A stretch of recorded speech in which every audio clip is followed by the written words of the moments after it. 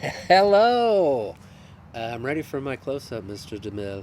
It's time for another page-turning Tuesday with Tom.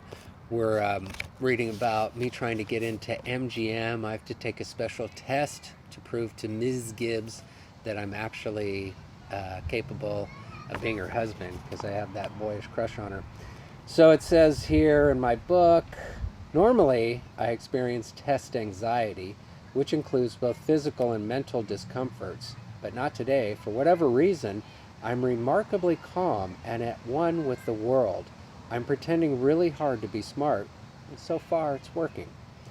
A teacher's assistant from another class administers the test. Some questions are on flashcards, some are true or false. Questions he reads aloud, others are multiple choice, and some are open-ended. A variety of topics and disciplines are covered. We seem to be going really fast, which pleases the tester. But then the questions get harder and I begin to stumble. There is not a single question related to the material I had memorized. I'm forced to take some wild guesses as sweat forms on my furrowed brow. I'm going to blow it. I'm not smart. I'm a fucking idiot. Then, on what turns out to be the last question on the test, he holds up a card and turns it around slowly. "What's wrong with this picture?" he asks. It's suddenly dead quiet. He scratches the stubble on his neck, the sound amplified by our silence. I have absolutely no idea. The other cards like this were easy. A cast shadow missing from a row of trees, an octopus with only 7 tentacles, but this one looks just fine.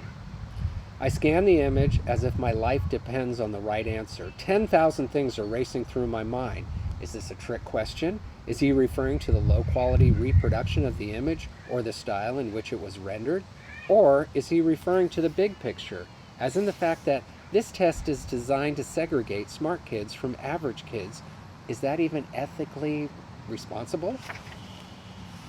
The card still haunts me to this day. It's a simple image, just a line drawing of a guy in a business suit from about the chest up. His collar looks fine, his necktie is fine, his pupils are the same size, the part in his hair is straight, the seconds are ticking away, my ignorance makes me sweat. I have no choice but to make up a story. I'll tell you what's wrong with this picture, I say. That man is lonely. He has a beautiful wife and 5 great kids, but he doesn't spend any time with them. I'm describing my stepfather. He works too much. He feels all alone, caged in like a circus animal. He's angry and it takes it out on his children with his black belt.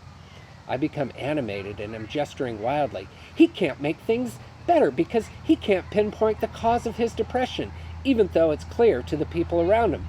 On the outside, he looks fine. Inside, he's broken, shattered, beyond repair. I'm laying it on pretty thick, channeling psychologists I'd seen on TV, and adding what I think Sigmund Freud would say. He's hanging on to my every word and begins to nod. I begin to wonder, is he actually buying this load of crap? This simple picture represents a common phrase that you should never judge a book by its cover, a mistake we all make all too often. I'm cupping my hands over my heart for dramatic emphasis. His face lights up. Wow, that was fantastic. I think we're done. Great job. I'll get this graded and you'll be notified later in the week. But I gotta tell you, you did great. I think it's safe to say you're in. I get the hell out of there before he can change his mind.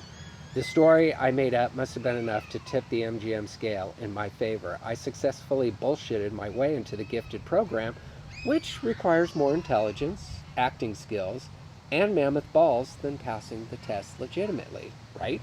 Right. I'd much rather actually be smart, but I'll take this as a win nevertheless.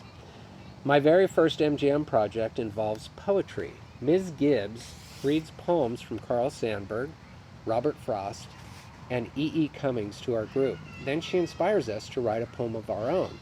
My inspiration, of course, is her. She must have chosen this assignment for a reason, so I could win her heart with a poem of love. I don't need to be a genius, I just need to imitate one. And by imitate, I mean copy.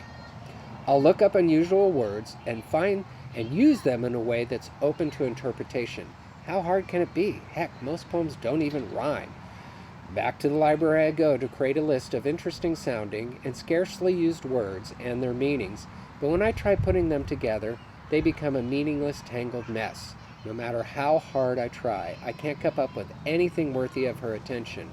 All I have to do is, I'll have to try something else. That afternoon, I call my father.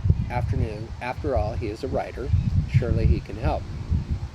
Dad tells me not to worry about vocabulary and to embrace simplicity. He breaks down his own writing process and encourages me to focus on a single description and tells me to make every word count. We spend the next hour on the phone, and he's kind enough not to give up when I get frustrated.